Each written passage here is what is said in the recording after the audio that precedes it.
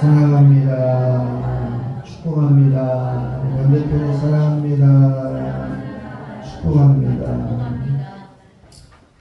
벌써 10월에 네 번째 주일이 됐습니다. 또 다음 주일이면 종교개혁주일입니다. 1917년 또 이제 500년이 훌쩍 넘은 개혁교회의 뿌리가 되는 신앙의 결단을 요구하는 주일이 되었는데, 이번 주 다음 주 종교개혁을 준비하면서 결단에 관련된 메시지를 좀 전해볼까 합니다.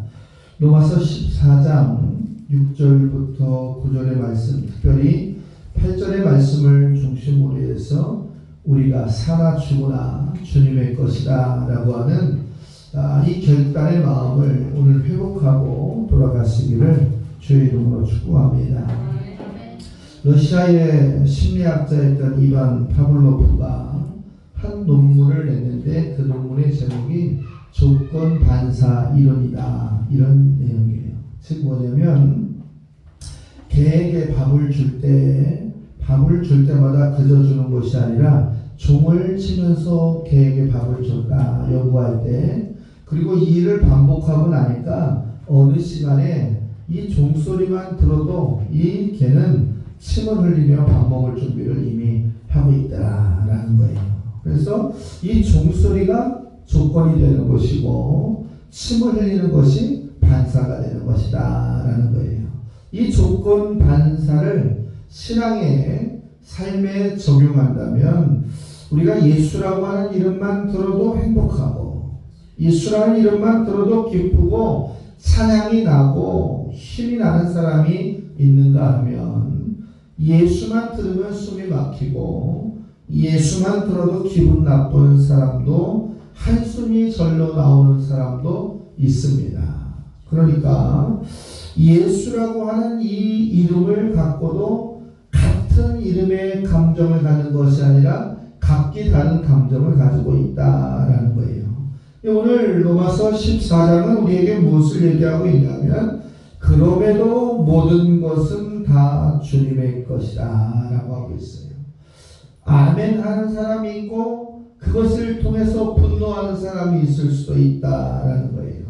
오늘 바울 사도는 8절의 말씀을 통해서 우리가 살아도 주를 위하여 살고 죽어도 주를 위하여 죽나니 그러므로 사나 죽으나 우리가 주의 것이로다. 우리는 믿음으로 이 말씀을 고백하면서 예수의 두 글자로 감격하고 예수의 두 글자로 기뻐하고 주님 앞에 모든 것이 주의 것이라고 고백했던 초대교회 성도들의 믿음을 회복할 수 있는 그러한 이제 회복의 날이 되기를 주의 이름으로 축복합니다. 우리가 영국 국교로부터 신앙의 자유를 찾아서 미국으로 떠났던 청교도들을 우리가 많이 알고 있습니다. 이 청교도들이 미국을 향하여, 신대륙을 향하여 갔을 때 가장 큰 이슈가 됐던 것은 뭐냐면 신앙의 자유였어요. 하나님을 믿어야 하는데, 하나님을 믿어서 개인이 잘 되고 국가가 잘 되고 하나님을 믿어서 하나님께 영광 돌리는 것을 기준으로 하는 참된 자유를 찾아서 미국 땅으로 이민을, 이제 신대륙을 개척하고 나갔던 것을 고백할 수가 있습니다. 여러분이 가졌던 모든 기득권을 청교도들처럼 다 내어버리면서 하나님 앞에 참된 자유만을 찾기 위해서 고백해야지는, 과거의 우리 믿음의 신앙의 선진들의 모습을 보면서 그 이야기를 들으면 우리의 감정이 뛰고, 그 이야기를 들으면 감동과 신령한 고백을 우리가 멈추지 않을 수 있는 은혜가 있기를 소망합니다. 이 지구에는 5개 대륙이 있는데 그 중에서 이제 미국이 속해 있는 북미, 그리고 밑에 있는 지역을 우리가 남미 이렇게 이야기해요. 그러나 이 두 대륙의, 이 같은 대륙의 북쪽과 남쪽은 공통적으로 기독교라고 하는 전통성을 가지고 있어요. 하나는 신교, 하나는 부교, 즉 개신교회와 가톨릭교회로 나눠가면서 이 빈곤의 각도와 신앙의 척도가 현격하게 다른 두 국가들의 모습을 볼 수가 있습니다. 대부분의 북미 국가, 카나다라든지 미국의 국가들은 잘 살고 선제가 되어 있는가 하면 남미의 국가들, 브라질, 아르헨티나 이런 나라들은 세계의 기준으로 봤을 때 조금은 낙후되어져 있는 나라들이다. 이 같은 땅을 가지고 있는데 위에 사는 사람과 밑에 사는 사람들의 차이는 왜 그럴까? 신앙적 관점에서 보면 미국 땅에, 북미 땅에 거주하는 사람들은 신앙을 찾아 그 땅을 정복하였습니다. 근데 이 남쪽에 사는 사람들은 황금을 찾아서 그 땅을 정복하러 간 거예요. 황금에 눈이 멀었던 그들의 후예들의 모습과 신앙의 자유를 찾아서 갔던 그들의 후예들의 모습은 현격하게 달랐다라는 거예요. 그 실예가 또 20세기에 이 미소 냉전 국가, 자유주의와 공산주의의 신냉전 사이에서 주도국이었던 소비에트 연방과 미국이라고 하는 두 나라를 또 비교할 수밖에 없어요. 이 소련 땅에 있었던 사람들이 미국을 따라잡기 위해서 얼마나 많은 노력과 돈을 썼는지 몰라요. 우주전쟁을 준비하고 핵을 개발하고 준비하고 있으면서 이 누가 먼저 세계의 강자가 될 것인가, 이러한 갈등을 많이 있었어요. 그런데 20세기 후반이 가면서 상황이 바뀌어지기 시작했습니다. 소비에트 연방은 무너지고 다시 러시아 연방으로 바뀌어지면서 국가의 기운이 무너지고 있을 그때 소련 땅에서 일어났던 대표적인 이야기들 중에 하나가 뭐냐면, 공산주의 혁명 중에서 가장 중요하게 여겼던 것이 뭐냐면 종교 탄압이었어요. 공산주의의 이 기준에서 봤을 때 기독교 국가의 정체성, 유일신 하나님에 대한 신앙은 자신들의 정체성의 가장 큰 적이 되었던 거다라는 거예요. 그러니까 공산혁명이 일어나서 제일 먼저 했던 것이 뭐냐면 교회를 문 닫게 하는 것, 그리고 공산당의 집회소로 만들고 오락공간으로 만들고 식당으로 만들어버리고 사기장으로 만들어버리고, 이것이 소련에서 가졌던 종교 정책이었습니다. 수백 년 수천 년 동안 가지고 왔던 신앙의 자유를 빼앗아버리고 교회를 빼앗아버리고 하나님을 던져버렸던 사람들의 그 실예라는 거예요. 그 국가는 100년이 되지 못해서 이제 배급을 서야 하는 또 망해가는 국가의 모습으로 전락하였다라는 거예요. 많은 학자들이 이렇게 얘기했습니다. 교회의 문을 닫으니 나라의 문이 닫히더라라는 거예요. 교회의 문을 닫으면 나라가 부흥하고 공산주의 정권의 안정감을 찾을 수 있을 줄 알았는데 나라가 망하더라라는 거예요. 오늘 로마서 14장의 말씀을 통해서 우리가 반드시 기억해야 될 것이 있습니다. 신앙의 자유와 신앙을 지키지 못한 자는 반드시 심판대에서 우리가 자유로울 수가 없다라는 거예요. 오늘 바울의 고백처럼 우리가 다 주의 것이다라고 인정할 때 하늘문이 열리고 우리를 통한 하나님의 축복의 회복의 역사가 일어나는 줄 여러분이 믿으시기를 주의 이름으로 축복합니다. 창세기 1장 1절에 보니까 태초에 하나님이 천지를 창조하셨다. 학개서 2장 8절의 말씀에도 보면 은도 내 것이요 금도 내 것이라, 이렇게 말씀하시면서 하나님의 것이 모든 것의 진리의 기본이다 라고 했어요. 역대상 29장 11절도 보면 천지에 있는 것이 다 주의 것입니다, 이렇게 소개되고 있어요. 오늘 우리는 그리스도인으로서 다 주님의 것입니다, 하나님이 하셨습니다를 외쳤지만 정말로 우리가 하나님의 것인가를 점검하는 세 가지를 좀 보겠습니다. 첫 번째가 무엇이냐면 생명도 주의 것입니다. 2025년부터 2060년경을 기준으로 해서 우리나라의 평균 수명이 지금 70, 80에서 95세까지 고령화된다고 되어 있습니다. 그러니까 얼마나 많은 사람들이 100세 시대를 준비하고 살아가고 있느냐라는 거예요.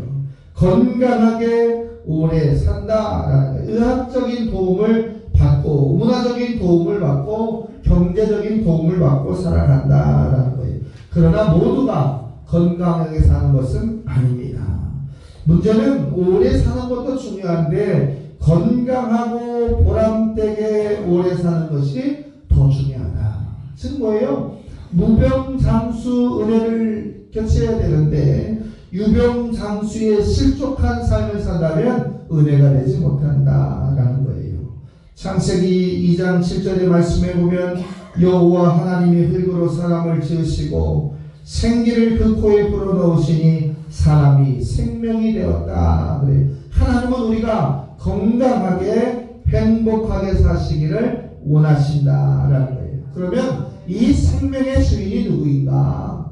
내 것인가? 내가 치료하고 내 과학적, 의학적, 물질적 통제로 내가 연명할 수 있는 기준이 되는가? 그렇지 않다라는 거예요. 내 것이 아닙니다. 이 생명은 하나님의 것이라고 하는 사실을 우리가 고백해야 될 줄로 믿습니다. 그렇다고 해서 이 생명을 내가 마음껏 포기하는 것도 잘못되었다라는 거예요. 왜냐하면 우리의 모든 소유는 하나님의 것이기 때문에 그렇다라는 거예요. 오늘 14장 7절에 보니까 우리 중에 누구든지 자기를 위하여 사는 자가 없고 자기를 위하여 죽는 자가 없도다. 이렇게 얘기했어요. 즉 자기만을 위하여 사는 사람도 없고 자기만을 위하여 죽는 이가 없다라고 하는 것을 통해서 생명의 주권은 하나님께 있다라고 하는 것을 말씀하고 있습니다. 이 생명 얼마나 귀합니까? 이 생명 구원하기 위해서 십자가에서 흘리셨던 예수님의 그 보혈의 피, 부활하신 그 증거의 힘이 우리에게 있는데 이 생명의 전적인 주권이 하나님께 있다고 고백하는 믿음의 성도들이 되어야 될 줄로 믿습니다. 로마서 14장 6절의 말씀을 세번역으로 말하면 이렇게 되어 있습니다. 어떤 날 더 존중 여기는 이도 주님을 위하여 그렇게 하는 것이요 먹는 이도 주님을 위하여서 먹으면 먹을 때 하나님께 감사드린다 고백하고 먹지 않는 이도 주님을 위하여 먹지 않으며 또한 하나님께 감사합니다 고백한다는 거예요. 먹는 것과 먹지 않는 것의 기준조차도 하나님의 것이다 라고 이야기하고 있어요. 오늘 종교개혁을 바라보는 우리의 믿음 안에서 우리가 주의 것을 고백한다면 내 생명이 주님 것이다라고 완전히 고백하고 정리하는 저와 여러분 되시기를 주의 이름으로 부탁을 드립니다.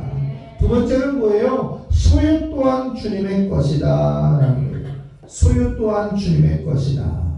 1920년대에 미국은 대공황을 겪었습니다. 그리고 미국의 경제공황은 세계의 경제공황으로 갔어요. 실업률이 증가하고 먹을 것이 없어서 미국과 같은 대단한 나라의 배급의 줄로서 연명하는 사람들이 많이 있었습니다. 그때 신문 기사에 보니까 1929년 시카고의 어느 한 호텔에서 미국의 권력자들이 집결했습니다. 자신들의 재산과 기득권을 뺏기지 않기 위해서 이제 경제 회의를 열었다고 해요. 철강회사 대표, 가스회사 대표, 증권거래소 대표, 연방정국의 이제 경제장관, 그리고 국제은행 정상 등 많은 사람들이 모여서 자기 것에 대한 기득권을 내려놓지 않은 상태에서 이 경제를 어떻게 회복할 것인가를 싸웠던 사람들의 모습이 소개되고 있는데 22년 후에 그들의 모습을 신문은 이렇게 소개하고 있어요. 철강회사 사장이었던 사람은 파산하여서 죽고 영어의 이름은 제가 빼는 거예요. 가스회사 사장은 정신병자가 되었고 증권거래소의 사장은 복역 중이며 연방정부의 장관은 스스로 뇌물 스스로 수감 중이고 그 외의 사람들은 자살로 생을 마감했다. 내 것이라고 생각하니까 감옥 가는 거예요. 내 것이라고 생각하니까 정신병자가 되는 거예요. 내 것이라고 생각하니까 자살하는 거예요. 왜요? 모든 것이 순간에 없어져 버리니까. 거기에서 오는 공황과 갈등이 그 사람을 통제하지 못한다라는 거예요. 사랑하는 성도 여러분, 내 것이라고 믿고 있는 것을 지워버리기를 주의 이름으로 부탁을 드립니다. 신앙인의 입술에는 하나님의 것이라고 하는 청지기 신앙의 고백이 우리에게 있어야 될 줄로 믿습니다. 나라도 하나님의 것이요, 내 재산도 하나님의 것이요, 내 생명도 하나님의 것이요, 모든 것이 다 하나님의 것이다 라고 고백하는 자가 건강한 신앙의 기준이 될 수가 있습니다. 역대상 29장에 보면 다윗을 통해서 그의 고백을 들을 수가 있습니다. 권능도 영광도 전쟁에서 이기는 것도 권위도 권세도 정권도 다 주님께 속한다.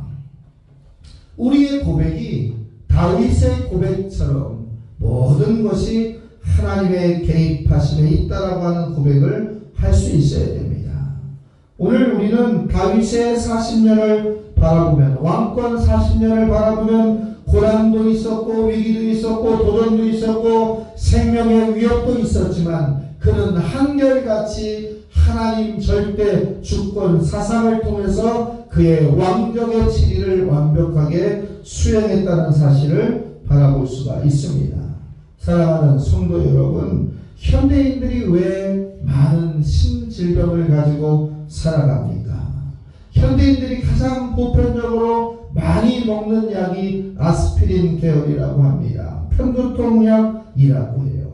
이 미국의 어느 학술지에서는 이렇게 소개하고 있어요. 이 아스피린이나 이러한 타이레놀 같은 약들은 구멍가게에서도 어디에서도 다 살 수가 있는데 나머지의 약들은 처방전을 받아야 한다, 이렇게 소개하고 있어요. 그런데 이 통계를 인용했던 기자의 말을 보면 만성 두통의 70%는 자세 때문이다, 이렇게 소개하고 있어요. 자세, 생각하는 자세, 말하는 자세, 일하는 자세, 사는 자세에서 이 통증이 온다라는 거예요. 이거 다시 뭐예요? 내 것이라고 생각하고 있는 그 자세로 살면 골이 쑤시고 밤에 잠을 잘 수가 없고 분노로 화병이 생겨서 두통이 올 수밖에 없다는 거예요. 하나님의 것이라고 생각한다면 얼마나 우리의 마음이 편하겠습니까? 골치 아플 일이 없어요. 하나님의 문제는 하나님이 해결해 쓰는 겁니다. 우리의 소유도 주님 것이라고 믿고 고백한다면 여러분의 신앙의 여정이 행복할 줄로 믿습니다. 세 번째로 보면 시간도 하나님의 것이다 라는 거예요. 낮과 밤도 하나님이 만드셨습니다. 내 멋대로 쓰라고 만든 것이 아니라 하나님의 뜻과 계획대로 사용하시려고 만드신 거예요. 월요일부터 주일까지 모든 날을 주님이 만드셨습니다. 그 중에 특별히 주님이 부활하신 날을 기념하는 날, 우리가 그날을 주의 날이다, 이렇게 고백하고 있습니다. 대부분 기독교 국가에서는 주일이라고 그날을 구별해서 사용하고 있어요. 공산주의 국가, 불교 국가, 회교 국가, 무슬림 국가에서 주일이라는 얘기는 쓰지 않고 있습니다.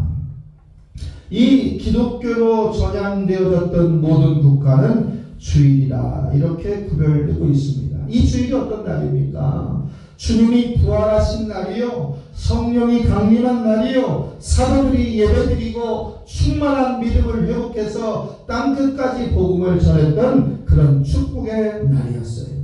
그런데 우리가 주의 날, 주의 시간, 이 시간과 내 날과 내 시간을 혼동하면 안 된다라는 거예요. 이 착각이 불신이 되고 불신앙의 기준이 된다라는 거예요. 이사야 58장 13절의 말씀에 보면 거룩한 날 오락을 행치 말고 그날을 귀하게 여겨라. 여호와 안에서 즐거움을 얻으며 높은 곳에 올라가라, 이렇게 소개하고 있어요. 사랑하는 성도 여러분, 주의 날은 주님의 것이지 내 것이 아니라는 사실을 반드시 기억하시기를 주의 이름으로 부탁을 드립니다. 이 미국의 20대 대통령 가필드 대통령이 있어요. 결국은 이 총에 맞아서 이제 치료를 받다가 서거했던 대통령이었는데 그의 대통령 초기에 짧은 대통령 임기 중에 강요회의가 주일날 되게 됐어요. 긴박하고 위험한 사중에.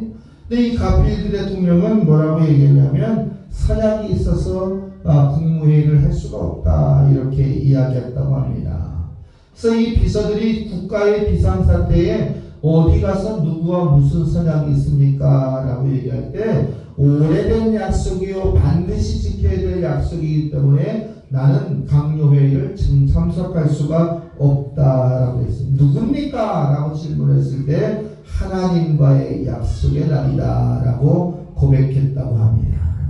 우리가 이 가필드 대통령이 고백했던 그 믿음의 시각으로 주의를 지키고 영화롭고 경건하고 아름다운 승리의 날로 살 수 있는 용기가 있기를 주의 이름으로 축복합니다. 300년 400년 동안 우리 그리스도인들이 이제 등불처럼 태워져 가고 동식물들에 의하여 죽어가면서까지 지켰던 그 신앙의 모습을 우리는 이제 회복의 단계로 그 회복을 넘어서 부흥의 단계로 이끌어 나가야 되는 겁니다. 말씀을 정리하겠습니다. 오늘 말씀의 기준 구절 8절의 말씀을 기억하고 고백하고 반드시 실천해야 됩니다. 우리가 살아도 주를 위하여 살고 죽어도 주를 위하여 죽나니 그러므로 사나 죽으나 우리가 주의 것이로라. 이 말씀이 우리의 한 주간의 하루하루의 신앙의 고백이 되고 실천의 고백이 되기를 주의 이름으로 축복합니다.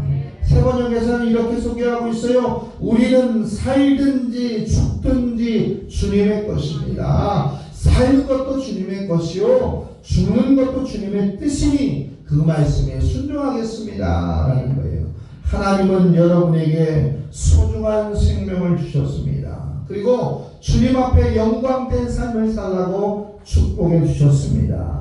우리가 오늘 말씀처럼 내 마음대로 모든 것을 쓰는 것이 아니에요. 하나님의 방법과 절차를 수용하면서 살아가야 되는 거예요. 내 생명의 소유도, 내 생명도 소유도 시간도 건강도 가정도 다 주님의 것이라고 하는 결단의 마음을 가지고 우리의 고백은 내 것을 사용하여서 나를 통하여서 우리의 가정을 통해서 주의 나라가 확장되기를 원합니다.